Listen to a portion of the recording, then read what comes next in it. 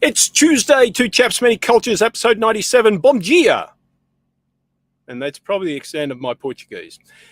Anyway, we are talking about Brazil today. We've spoken a couple of countries here along the way, but today we're going to focus on Brazil with a very special guest who really should need no introduction to the land of interculturalism, but we're going to introduce her anyway, and we'll be back in just a moment. See you then.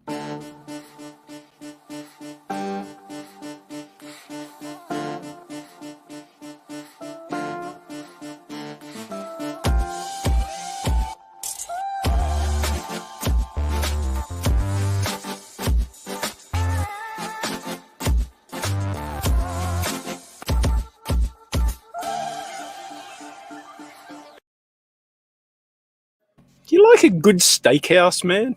I do, but I think I was corrected in the green room that at this point of day, it's not Bom Dia anymore. It's Boa Tarde. Yeah, Bom Dia. It's past the lunch hour, even though I didn't have a good Brazilian lunch yet. And you know what I'm craving? One of the best pieces of accoutrements that you get in the Brazilian steakhouse is those little bread balls, the pão de queijo. Oh my God, the cheese bread. Oh man, I could have some of those right now. But let's bring in our special guest. Please welcome to the broadcast, Jacqueline. Now we're going to try and get this. Jacqueline Fonseca Abreu. Is it? Yes. That was perfect. Look at that! Look at that! How good's that? Look at you! Welcome, That was perfect. Perfect pronunciation, guys. Oh well, there you go. We have a bit of we do nothing else but learn pronunciation. That's all we do in our spare time, and it's only when we go live so we can impress everybody that we're talking to. That's the only reason we do it. Yeah, so it looks like we know something. I should have looked it up. I should have looked it up. What means welcome? Is it bem-vindo, or how do you say welcome? Bem-vindo. And in the plural, it's say bem-vindos. Bem-vindos. All right. See, okay. We're learning. Well, welcome. As I said, we're going to talk about Brazil, and it's always great. Now, I want to just give people a heads up. I've worked with Jackie so much that, and I'm going to repeat what I said in the green room.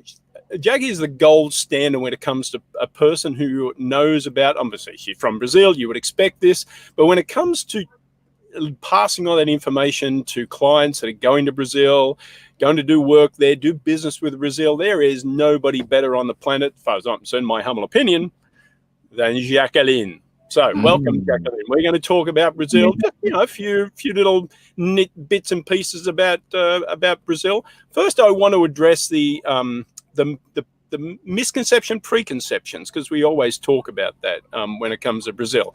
Of course, Brazilians do nothing else but watch Formula One. Well, of course, the great Ayrton Senna. I have to mention him. Watch that, and football, and in between sessions of playing beach volleyball in their bikinis. That's right, isn't it? Yes. Like I am. And of course, everything with a glass of caipirinha in hand, right? Caipirinha, yeah. And then you have caipirinha, of course. Then it adds like more happiness to the vibe, Of course. That's kind of it. Yeah. But as that is being facetious, of course, because what is always surprising for people that are going there, depending on, of course, what part of the country they're going to, this can be the absolute. Maybe opposite. Maybe some of it's true, as all stereotypes. So please, let us into the window of Brazil. What are some of the main misconceptions that people miss when they're preparing to go to Brazil or do business there? I think one key misconception is that we are. I think the label of third culture country or third culture place. So I think that's a very, very complicated one. And even when I go to the US, it's funny because we have a very advanced banking system in Brazil, and that was like 18 years ago. So I went to the bank here, and I'm in the ATM machine in the bank trying to print a checkbook, because that's the way we used to do in Brazil. We want a check, and then you press like, okay, option, checkbook, how many pages, and then you print, and then you get out of the bank with the checkbook in your hand. And it's funny because then I had talked to a banker before, opened my bank and whatever, my bank account, and she was like, don't you have a machine like this in your country? Because I had mentioned I was from Brazil. I said, yeah, and I'm trying to figure out how to print a check. And she laughed so much, said, no, you don't have a machine like that. I said, no, I have a better one. It's like I can do everything literally from that machine. But that's the thing. It was this assumption, like, well, you came from a third world country and you don't have that type of technology. And instead of comparing, well, originally I came to Moline, which is a small city in Illinois, and I said, why wouldn't you compare Moline to Rio de Janeiro, or not even compare, just not assume. So I think there are lots of assumptions, and some of the things that people just generalize that makes me so mad about corruption. So they just assume that everybody's corrupt, or they're late. So I schedule business meetings, and then my client arrives like 20 or 30 minutes late, and I go like, why are you late? Well, because you're Brazilian, and I've learned that they're always late. It was like, not me. So, and so there are so many things, but I think those things, they enter a lot negatively in the way of doing business with Brazilians, because people go defensively already, kind of picking the negative labels instead of the positive. There are so many. And some of the labels or some of those negative stereotypes that you mentioned, to me, they sounded quite North American, because growing up in Europe, our stereotypes of Brazil or South America in general were a little bit different. So for me, growing up in Germany, I never looked at Brazil as a third world country. I looked at it as this country of, well, that's where the best soccer players are from, and these are the guys that we need to beat to become champions, right? And also, I grew up in the 80s watching, well, back to the stereotype, watching soccer in Formula One, and as a German, those of you who follow the sports of football and soccer, there have been some great German teams and individuals in that sport, but also some great Brazilians. There's always been this rivalry between almost equally good competitors, and also this admiration, especially when it comes to the effortlessness and elegance that somehow surrounds everything Brazil. To me, at least, my positive stereotype of Brazil, they all look so easy, so effortless, like a dance. Why is it that we always look like robots and Brazilians look like ballerinas? What is wrong with us? That's my positive stereotype. That's not your lack of dancing skills, is it, mate? That's kind of like some samba classes then, Christian. Yeah. I think I'm really glad you're bringing this point. I think, and that's one thing that I always talk to my clients. It's always going to depend on the lenses where we look through, like from the angle. Of course, like in Brazil, when we think about Germans, we think a lot about soccer too. Well, maybe I'm not going to mention what happened when we No, we're not talking about that. Germany, like our association, like no, we're not going to go there. Fight! No. That's the only reason I brought you on, Jackie. I wanted to see. Like no, we don't. But that's one interesting thing. I think it depends a lot on the way people interact, or their experiences, or the way it's portrayed in your own country or your own culture, or sometimes an experience you've had. And it's funny, I went here to a presentation about Brazil that was done by a lady who has been to a small place in Brazil once, and then she wanted to talk about the Brazilian culture, and I go like, hey, let me go. And it's funny, so this lady said, in Brazil, they get paper napkins and put a toothpick on, like they make a hole, and then you're going to find it on the table. I was laughing. I was like, where did this lady go to? Saying that this is a cultural Brazilian thing. I've never seen this, and I've traveled. And And then in the end, I was like, I'm not going to interrupt her and say anything. I'm not going to be rude. But I went to her and said, okay, what are the places in Brazil you've been to? And she said, Horizontino, which is a small, tiny place in the south.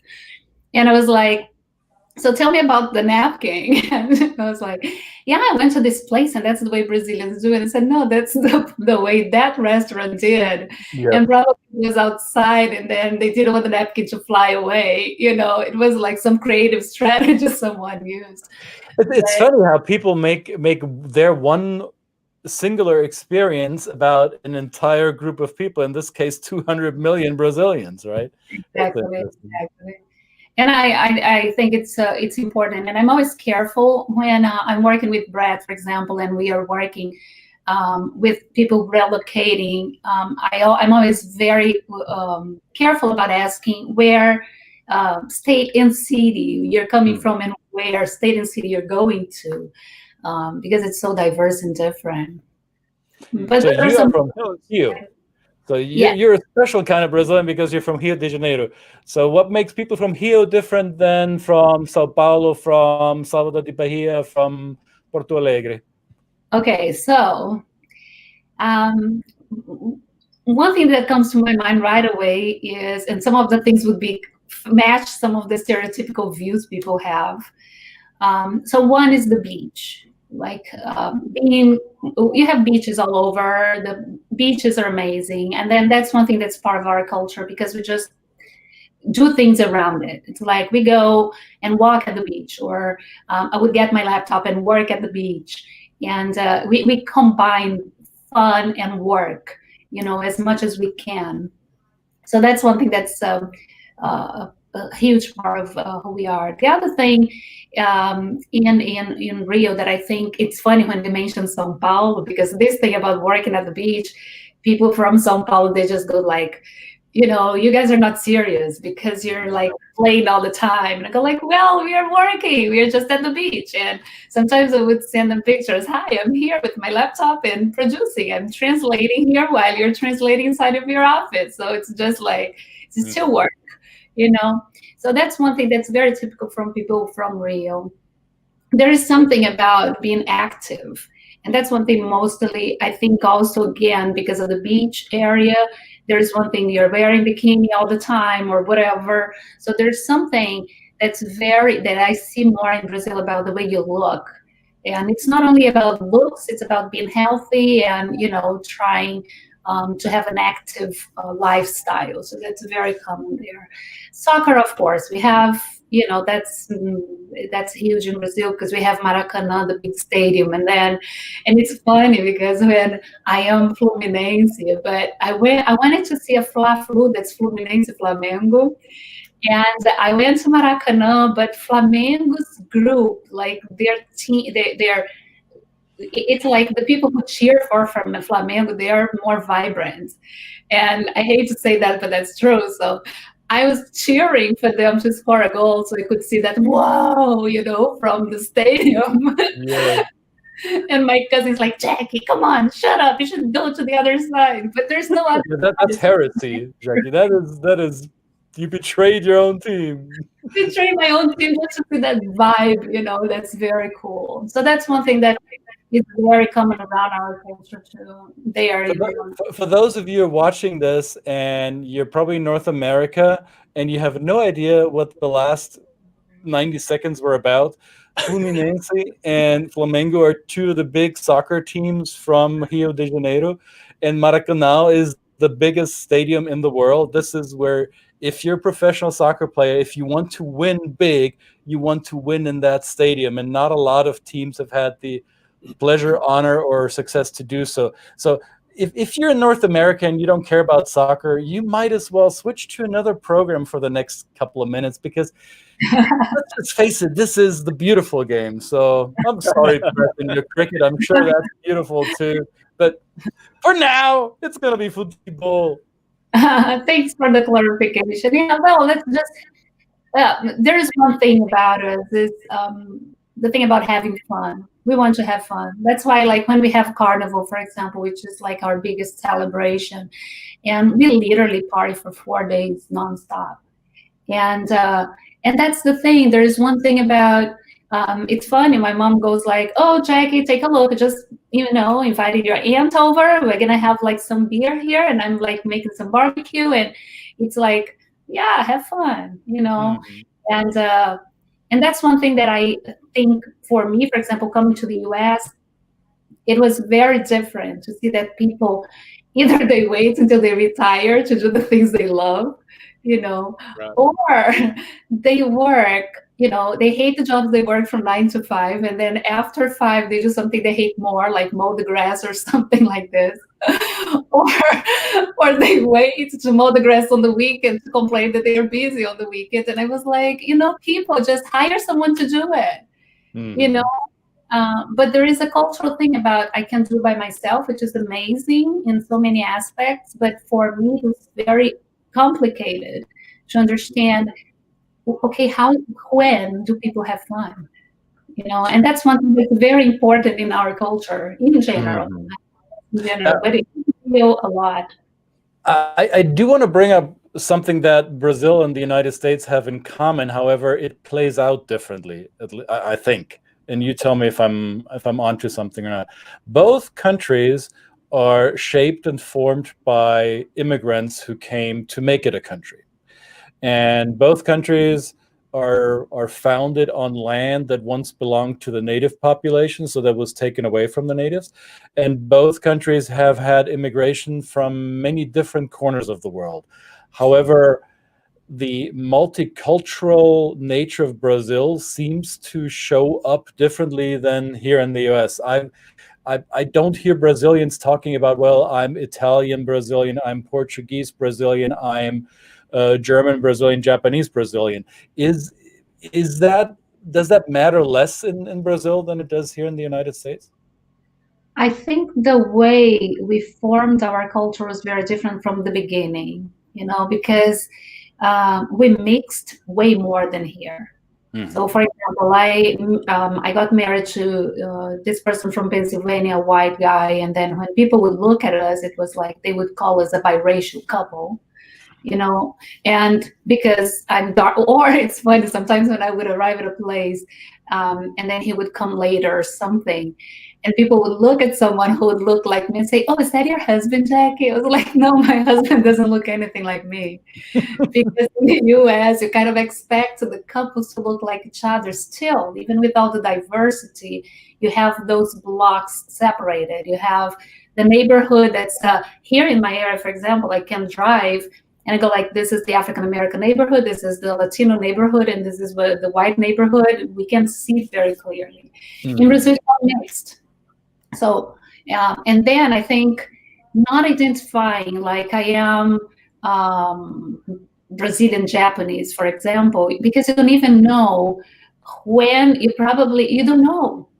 For example, in my case, I know about some origins, but some of them I don't have a clue. Like my grandmother, she was born in the north of Brazil, and her mother died when she was born. So right there, we don't know a lot, So and then she moved to Rio to live with her cousins and her aunts and uncles. And then it's interesting. So she married my grandfather, whose mother was super white with blue eyes.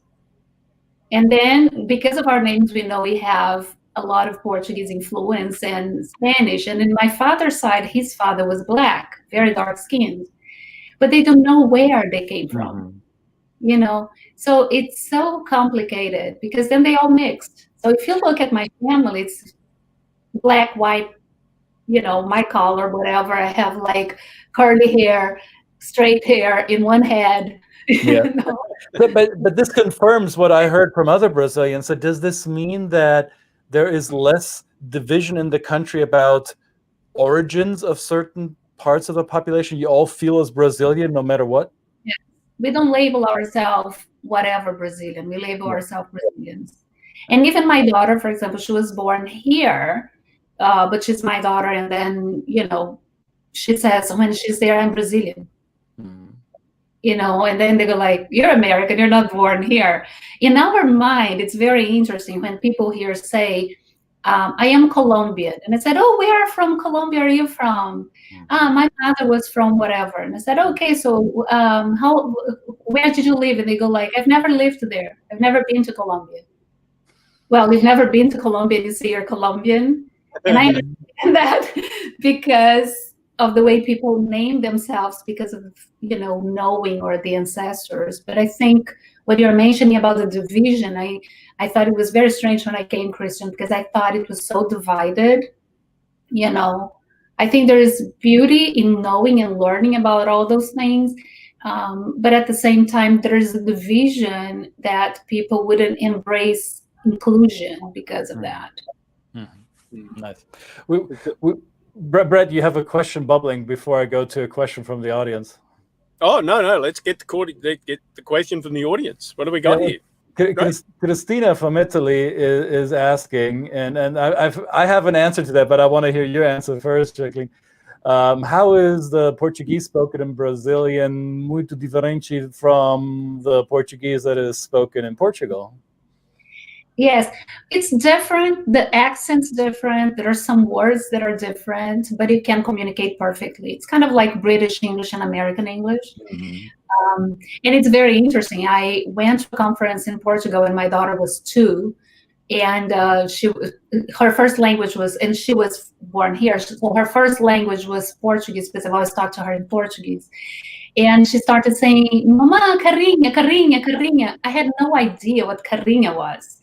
And I was like, what is carinha? So I asked someone in the hotel, and then the person in the front desk, and she said, oh, that's what you call school bus. And I had no idea. We don't say this in Portuguese. So there are certain words that just are different in pronunciation.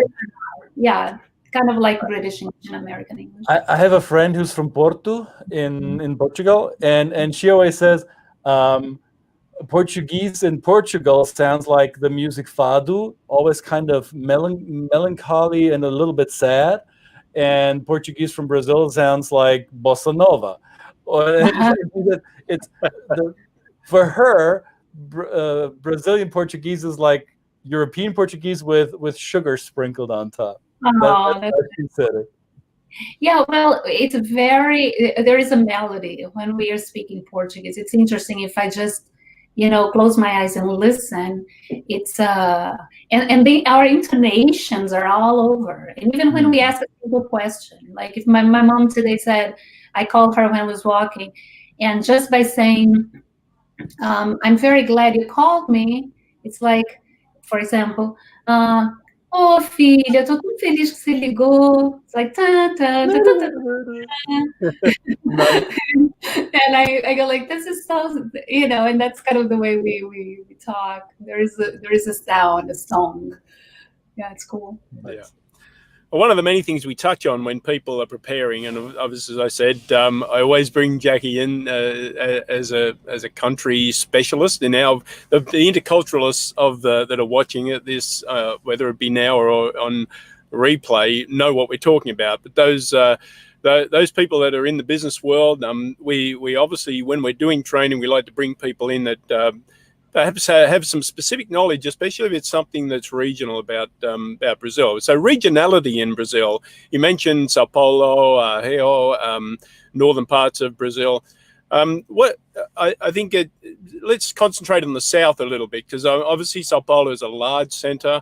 You mentioned a lot of business there. We've trained a lot of people that have gone there. What is something specific about that area there that you could point people to be aware of when they go? Yeah, well, I think if you think about São Paulo, it's usually like this big business center.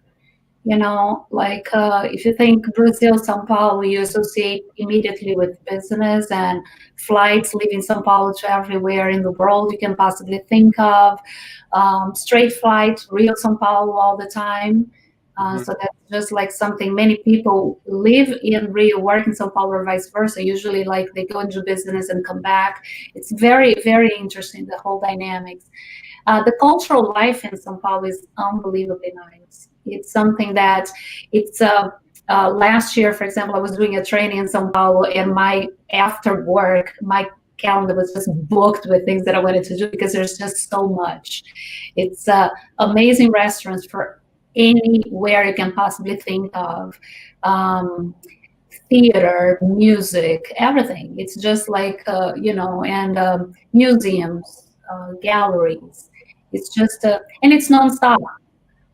So it's nonstop. It's literally very dynamic and, but also stressful in the sense when people come from another place and go like, whoa, it's, I have some friends that they go like, oh my gosh, it feels like you go with the crowd, if you're on the streets, and you better go with the crowd because if you try to come the opposite way, it's kind of hard if you're coming from a smaller place, but it's very vibrant and active. And what affected the immigration, the historical, as Christian mentioned before, great influence of cultures that have come in to build up the Brazilian identity there. Specific cultures that show up in Sao Paulo, especially from a both business and social sense, I guess. Talking about the Japanese, maybe. Yeah, exactly. Well, that's the thing. It's very diverse, but then you had an influx of Japanese immigrants for such a long time, and it's interesting because there are some times that you're around people, and I have friends from Japanese descent, and it's interesting. And again, they don't say I'm Japanese Brazilian; they just say I'm Brazilian. Right. But sometimes I had a client that he goes like, check, that was very weird. I arrived at the airport, and when I looked around, I felt like, oh, there are many people coming from Japanese, and suddenly they're all speaking Portuguese. I was like, he goes like, yeah, you mentioned about this. And he goes like, and you go to a Japanese restaurant and you feel like, oh my gosh, I feel like I'm in Japan. Well, of course, they are made by real Japanese folks, It's specifically one area. And that's one thing that's interesting. You mentioned about São Paulo, but so that's the Japanese culture in that area. But if you think about Bahia, that's the Northeast, that's where we had more African descendants from all over. Because in that area, in Bahia, that was a part of slavery. And then lots of the slaves that were not sold, they were kept and they stayed there. So then you have like a huge, and it's interesting because when people ask where exactly did they come from, they don't know because they came from different parts from Africa, to that region. So, and it's very interesting. Some of my clients, they said, Jack, now I look at pictures of African descendants from Mozambique or other places, and I go like, oh my gosh, it looks so much like my grandmother or my mother, and because of all those features. But that's so unique, so cool. That's also the reason why Brazilian cuisine is so multifaceted, right? There are so many different immigration waves that brought in their style of cooking, especially in Bahia or Recife, in the northern and eastern parts of Brazil, you find a lot of these West African styles, right? And I've heard of pockets in the very south of Brazil, Blumenau, and further south towards the border to Uruguay, where you have German pockets.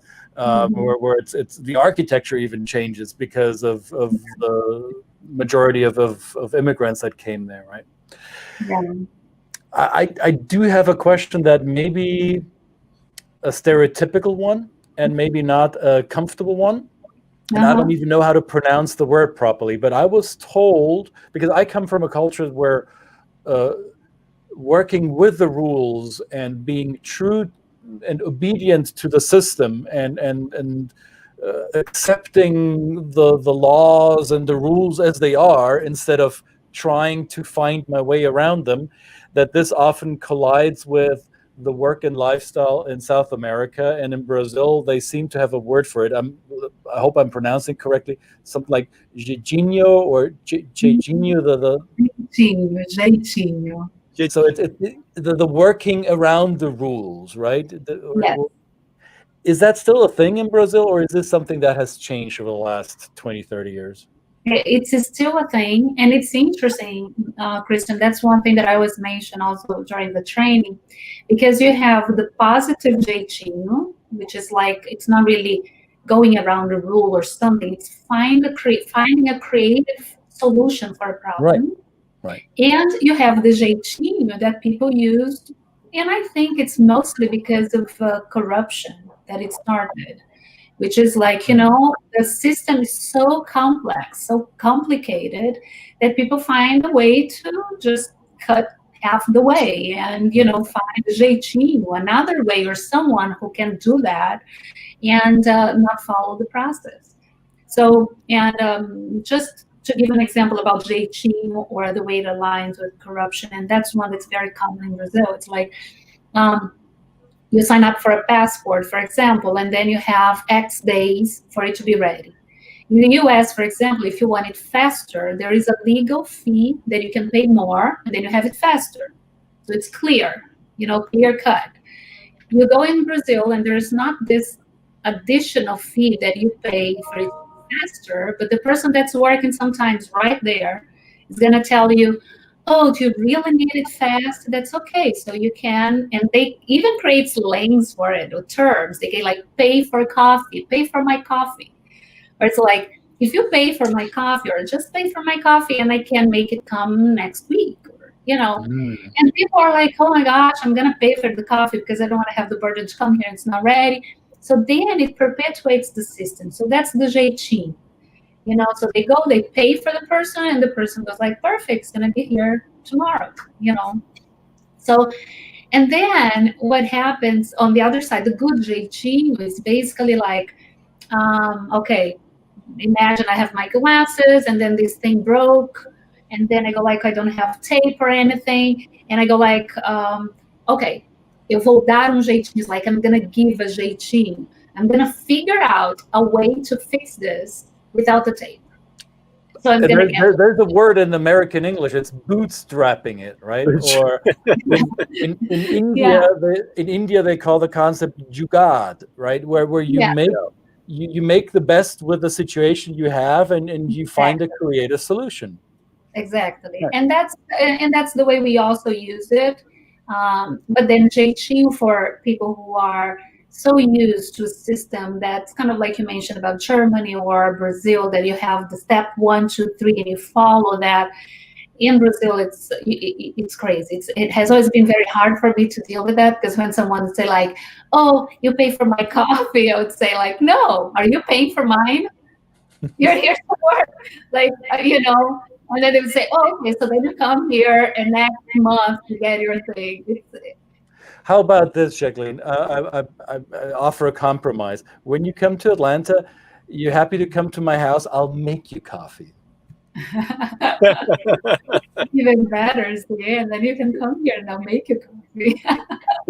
He makes a very good coffee. He makes a very good coffee. I will give you that. It might be Italian coffee, so Cristina Arcaini will also come. Italian coffee, that'd be good.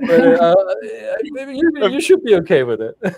Of course, he may just happen to accidentally have the ingredients for the caparina as well. So you might have a bottle of cachaça sitting somewhere. You never know. You're gonna be there somewhere.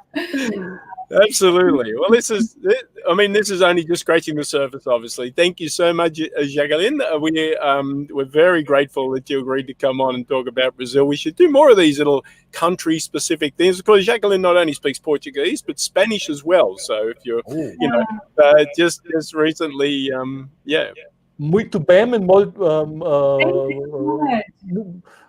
I'm getting confused now. Obrigado. Thank you, guys. Thank you all. Thank you, everybody. See you tomorrow. Bye-bye.